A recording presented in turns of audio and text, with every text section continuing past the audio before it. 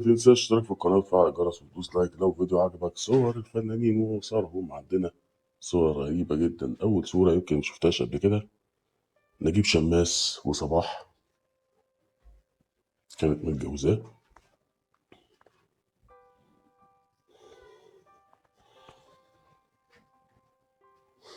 من الجوازات المبكرة جدا في حياة صباح. محمود ذو الفقار ومريم فخر الدين، ومعاهم طبعا السباعي وصلاح ذو الفقار أخو محمود ذو الفقار. طبعا مريم كانت متزوجة من محمود ذو الفقار وبعدها اتجوزت فهد بلان.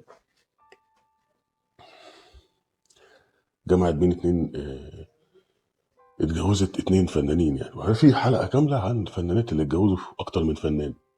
طبعا هيكون في مقدمتهم سعاد حسني، تقريبا كل جوازاتها فنية. علي بدرخان مخرج، كريم كريم مدير تصوير ومصور وبقى مخرج.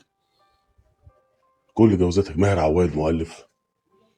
يعني هنبقى وقتها نتكلم في الموضوع ده. والصورة اللي بعدها سامية جمال ورشدي أباظة من البيت وبالبيجامة.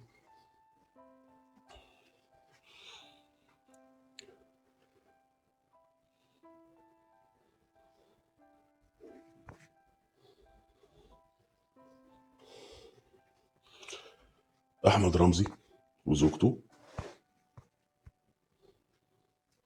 دي زوجته التانية عطية الدرمالي.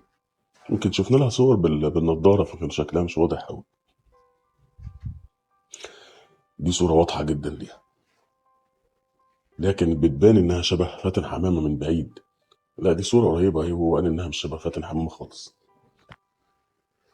وردة وبليغ حمدي وهو بيحضروا يعني في المستشفى عشان والدة بليغ حمدي.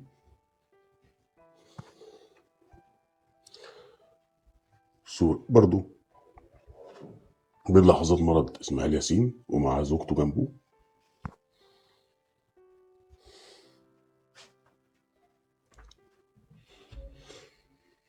مديحة يسري وجوازها. مديحة يسري وزوجها طبعا اتجوزته بعد محمد فوزي.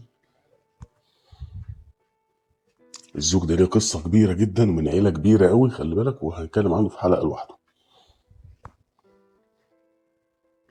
يعني هنتكلم عن الجوازة دي في حلقة لوحدها. عندنا الشاعر محمد حمزة وزوجته الإعلامية فاطمة مختار، والفنان ماهر العطار والد المطرب أحمد العطار. دي كانت حلقتنا النهاردة. ما تنساش تشترك في القناة وتفعل الجرس وتدوس لايك لو الفيديو عجبك، وانتظرنا في الحلقات الجاية.